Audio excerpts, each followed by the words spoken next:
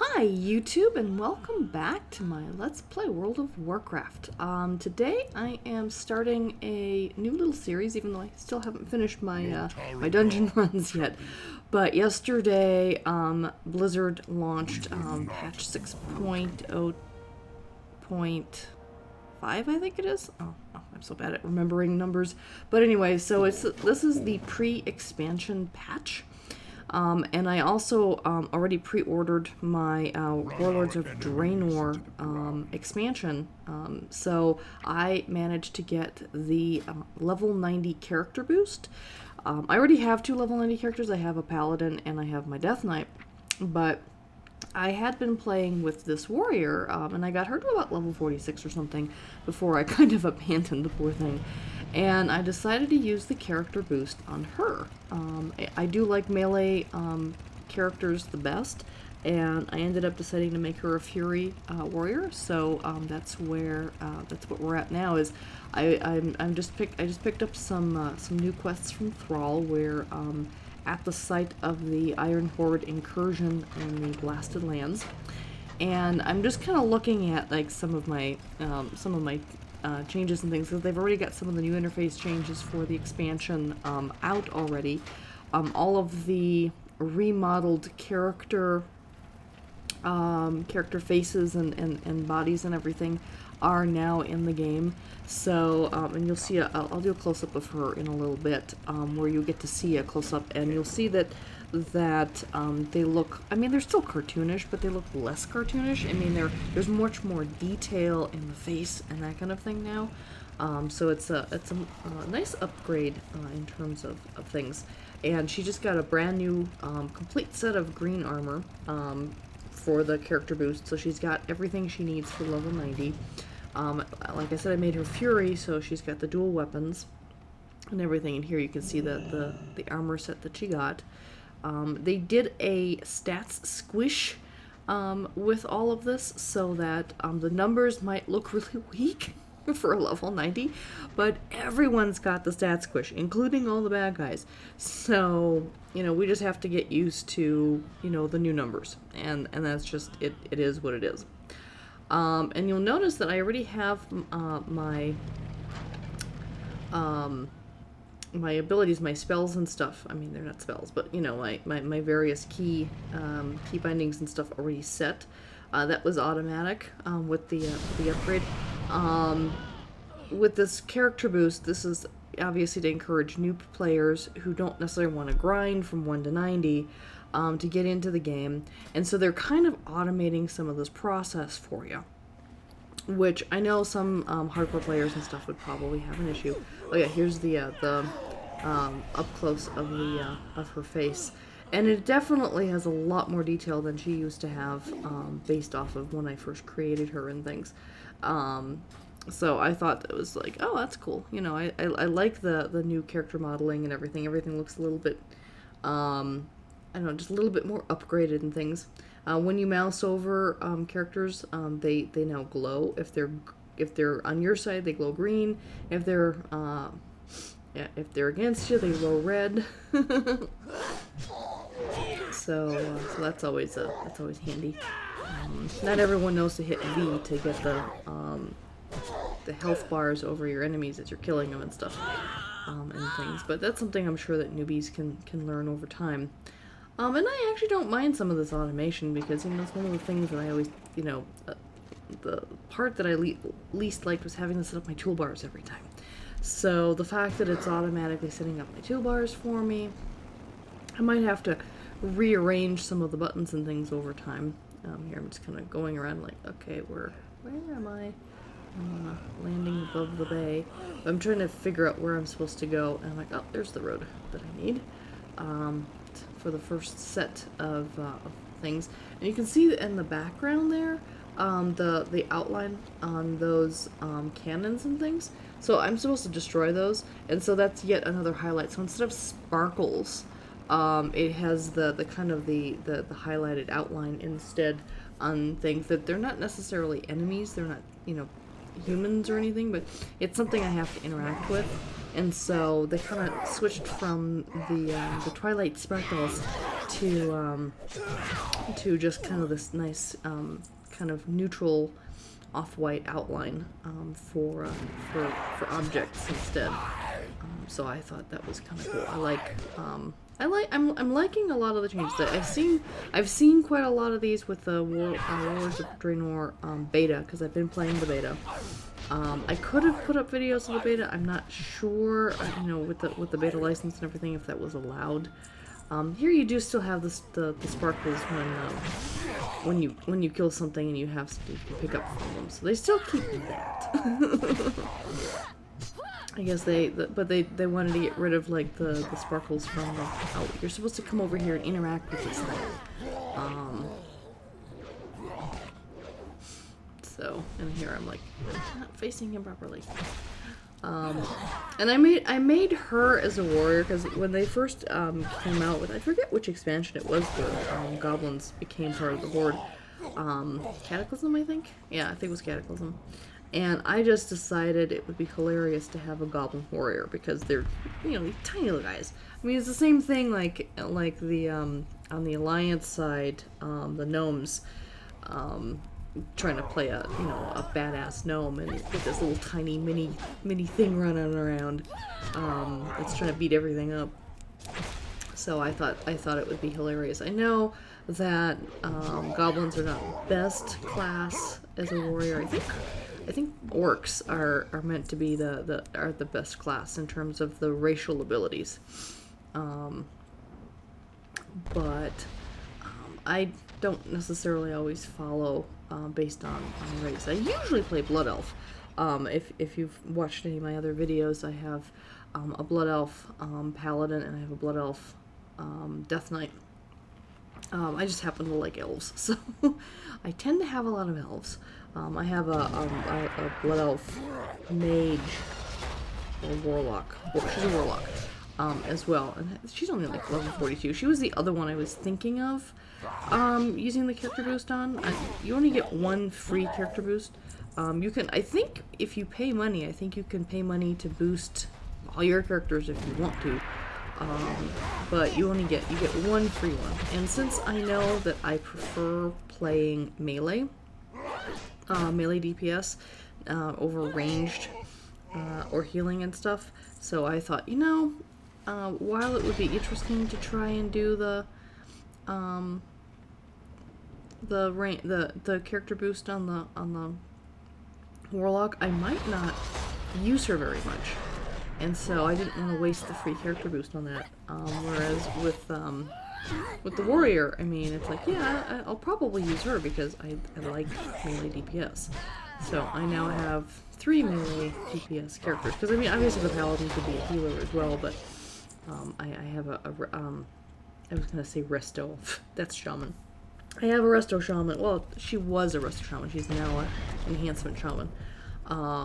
But a retribution paladin. Trying to remember all these things, People probably forget that I'm a middle-aged woman here trying to play World of Warcraft. Trying. Okay, I might not be the best player in the world because I don't pay as close attention to a lot of the details that other people do. But I have been playing since 2006, so I know a few things. My biggest problem is that I struggle with getting enough DPS with my characters and things. That's probably my my biggest issue. Is it's one of the reasons why I ended up stopping doing group 5-man just random instance runs, because people would always either kick me out of the group or just be really mean to me because I wasn't doing my fair share of the DPS. And I was trying, but I was basically running it so that I could get the gear so I could do the DPS. But they didn't, give a crap. They were like, well, you should have gotten that gear months ago. It's like, well, I don't play, 20 hours a day like some of these people do. I actually haven't logged in to play regular World of Warcraft for weeks now And it's been a couple of weeks since I even logged into the beta, just because I've just been too busy, and I've been playing a couple of other different things. I recently got a free copy of Dragon Age Origins from Electronic Arts. They were doing a free giveaway, so I thought I'd try that, and I'm like, oh, that's kind of fun. And sorry I haven't been recording that for the video, so for my channel and stuff. I could have been, but I just decided I just really wanted to just play. So I may or may not go back and start, once I've played through the game, I might play through again and record a series, you know. If anyone's interested in me doing a Dragon Age Origins series, let me know. I might try that, because I'm right now I'm doing, she's a Dalish elf. I think it's also a warrior class and things. But I could try doing her as a rogue or something else. I don't know. So that's something yet to be considered. Play human. Oh, and did you just notice that I just got a couple of new abilities added to my toolbar? So like I said, like they kind of automate this whole thing. So when you first start off with your boosted character, as you complete the quests, you earn additional abilities. So when I was looking at my spellbook earlier, there was just those few abilities, and that was it. There's nothing else in there. And these initial quests actually help you build out and earn the rest of your spells and abilities. And then, you know, you get the full set, and then you get to play around with them and arrange them however you want. But they kind of give you a suggested order, a keystroke order and stuff for that. So, at any rate, rotation, that's the name of it. That's the key rotation is what most people call it. And of course, if you're a World of Warcraft player, you know that. I tend to forget the stupid words. Like I said, I don't play this 20 hours a day like some people do. But regardless, so here I am just I was trying to get my health back up, but the stupid basilisk shows up, so I'm like, alright, take you out while I'm at it. One of the disappointing things is that you can't fly in this area. I mean, we are right now on Azeroth, in the Blasted Lands. Typically you can fly in this area, but I guess it's because she's a boosted character. Maybe she didn't have a level 60 flight. It's possible she didn't have a level 60 flight skill yet. That might be why she can't fly. Because she was level 42 when I boosted her, so that, or 46 or something like that. So anyway, that could be exactly why she can't fly. Because otherwise, you know, I mean, typically you can fly in this area, so. But I guess when you get the character boost, you don't get that. And I could have boosted my shaman. She was level 86, and I could have just boosted her to 90, and she would have gotten I guess she was considered not a legacy character, but she's one of my older characters.